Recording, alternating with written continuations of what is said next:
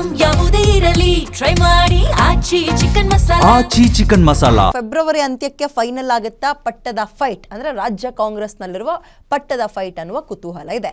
ಈ ತಿಂಗಳ ಅಂತ್ಯದಲ್ಲಿ ಅಧಿಕಾರ ಹಂಚಿಕೆ ವಿಚಾರ ಬಹುತೇಕ ಫೈನಲ್ ಆಗಬಹುದು. ಕೊನೆಯ ವಾರ ಸಿಎಂ ಡಿಸಿಎಂಗೆ ಹೈಕಮಾಂಡ್ ಕರೆಯುವ ಸಾಧ್ಯತೆ ಇದೆಯಂತೆ. ಬಜೆಟ್ಗೂ ಮುನ್ನ ಸಿದ್ದರಾಮಯ್ಯ ಮತ್ತು ಡಿಕೆ ಶಿವಕುಮಾರ್ ಅವರನ್ನ ಕರೆದು ಇದ್ರ ಬಗ್ಗೆ ಪ್ರಸ್ತಾಪ ಅಥವಾ ಚರ್ಚೆ ಮಾಡಬಹುದು ಅಂತ ಇದ್ದಾರೆ. ನಿನ್ನೆಯಷ್ಟೇ ರಾಹುಲ್ನ ಭೇಟಿಯಾಗಿ ಸುದೀರ್ಘ ಚರ್ಚೆಯನ್ನ ಬರೋಬ್ಬರಿ 40 ನಿಮಿಷ. ಅದು 40 ನಿಮಿಷದಲ್ಲಿ ಬರೀ ಕುರ್ಚಿಯದ್ದೇ ಚರ್ಚೆ ಆಗಿದೆಯಾ ಗೊತ್ತಿಲ್ಲ. ಅಸ್ಸಾಂ ಬಗ್ಗೆಯೂ ಚರ್ಚೆ ಆಗಿದೆ. ಅದರಲ್ಲಿ ಸುದೀರ್ಘ ಚರ್ಚೆ ಆಗ್ತಾ ಇದ್ದಾರೆ. ಡಿ ಕೆ ಶಿವಕುಮಾರ್ ಕೊಟ್ಟ ಮಾತಿನ ಬಗ್ಗೆ ನೆನಪು ಮಾಡಿಕೊಟ್ಟಿದ್ದಾರೆ ಅಂತ ಹೇಳಲಾಗ್ತಾ ಇದೆ. ಬಜೆಟ್ಗೂ ಮುನ್ನವೇ ನಾಯಕತ್ವ ಬದಲಾವಣೆಗೆ ಡಿ ಕೆ ಶಿವಕುಮಾರ್ ಒತ್ತಡವನ್ನು ಹಾಕ್ತಾ ಇದ್ದಾರೆ. ಹೀಗಾಗಿ ಸಿದ್ದರಾಮಯ್ಯ ಅವರನ್ನ ಕರೆಸಿ ಚರ್ಚೆ ಮಾಡೋ ಸಾಧ್ಯತೆ ಇದೆಯಂತೆ. ಶೀಘ್ರವೇ ಮಾತುಕತೆ ನಡೆಸೋ ಬಗ್ಗೆ ವೇಣುಗೋಪಾಲ್, ರಾಹುಲ್ ಕೂಡ ಭರವಸೆ ಕೊಟ್ಟಿದ್ದಾರಂತೆ. ಸಿದ್ದರಾಮಯ್ಯಗೆ ಗೌರವಯುತವಾಗಿ ನಡೆಸ್ಕೊಳ್ಳೋಕೆ ಹೈಕಮಾಂಡ್ ನಿರ್ಧಾರ ಮಾಡ್ತಾ ಇದೆ. ಒಂದು ವೇಳೆ ಅಧಿಕಾರ ಹಂಚಿಕೆಯಾದರೆ ಸಿದ್ದರಾಮಯ್ಯ ಸಲಹೆಯ ಮೇರೆಗೆ ಸರ್ಕಾರ ರಚನೆ ಮಾಡ್ತಾರೆ. ಸಿದ್ದರಾಮಯ್ಯ ರಾಜಕೀಯ ಅನುಭವ, ಪ್ರಾಬಲ್ಯ ಬಳಸಿಕೊಳ್ಳುವ ಬಗ್ಗೆಯೂ ಕೂಡ ಚರ್ಚೆ ಆಗಿದೆಯಂತೆ. ಹಾಗಾದ್ರೆ ಇವೆಲ್ಲವೂ ಚರ್ಚೆ ಆಗಿದ್ರೆ ಒಂದು ಹಂತದಲ್ಲಿ ಡಿ ಕೆ ಶಿವಕುಮಾರ್ ಗೆದ್ದಂಗೆ.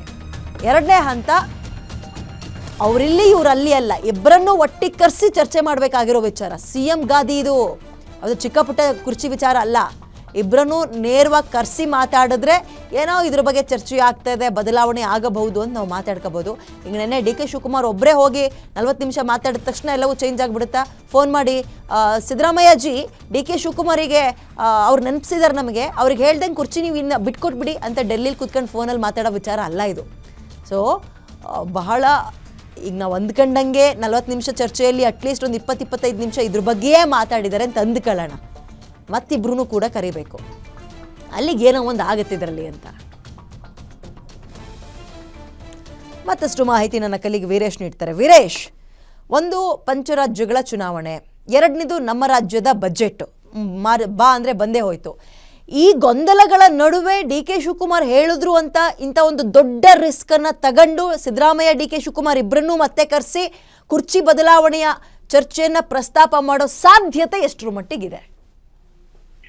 ವಿದ್ಯಾ, ಕುರ್ಚಿಯ ವಿಚಾರವನ್ನ ಮತ್ತು ಅಧಿಕಾರ ಹಂಚಿಕೆಯ ವಿಚಾರವನ್ನ ಮಾಡುತ್ತೋ ಬಿಡುತ್ತೋ ಅದು ಕಾಂಗ್ರೆಸ್ ಹೈಕಮಾಂಡ್ಗೆ ಬಿಟ್ಟ ವಿಚಾರ. ಆದ್ರೆ ರಾಜ್ಯ ಕಾಂಗ್ರೆಸ್ನಲ್ಲಿ ಸದ್ಯಕ್ಕೆ ಸಾಕಷ್ಟು ಗೊಂದಲಗಳು ಸೃಷ್ಟಿಯಾಗಿರೋದು ಮಾತ್ರ ಸ್ಪಷ್ಟವಾಗಿ ಗೋಚರಿಸ್ತಾ ಇರುವಂತದ್ದು. ಒಂದ್ ಕಡೆ ಸಿಎಂ ಸಿದ್ದರಾಮಯ್ಯನವರ ಬಣದಲ್ಲಿರ್ತಕ್ಕಂಥ ಶಾಸಕರು, ಸಚಿವರು ಎಲ್ಲರೂ ಸಹ ಸಿಎಂ ಸಿದ್ದರಾಮಯ್ಯನವರೇ 5 ವರ್ಷಗಳ ಕಾಲ ಪೂರ್ಣಾವಧಿ ಮುಖ್ಯಮಂತ್ರಿ ಅಂತ ಹೇಳ್ತಾ ಇರುವಂತದ್ದು. ಇನ್ನೊಂದ್ ಕಡೆ ಸಿಎಂ ಡಿ ಕೆ ಶಿವಕುಮಾರ್ ಅವರಿಗೆ ಕೊಟ್ಟ ಮಾತಿನ ಪ್ರಕಾರ ಅವರಿಗೆ ಅವಕಾಶವನ್ನ ಕೊಡಬೇಕು ಅಂತ ಹೇಳಿ ಅವರ ಬೆಂಬಲಿಗರು ಎಲ್ಲರೂ ಸಹ ಪಟ್ಟನ್ನ ಹಿಡಿದುಕೊಂಡು ಕೂತಿರೋ ಹಿನ್ನೆಲೆಯನ್ನೇ ರಾಜ್ಯ ಕಾಂಗ್ರೆಸ್ನಲ್ಲಿ ಸಾಕಷ್ಟು ಗೊಂದಲಗಳು ಸೃಷ್ಟಿ ಆಗಿರುವಂತದ್ದು.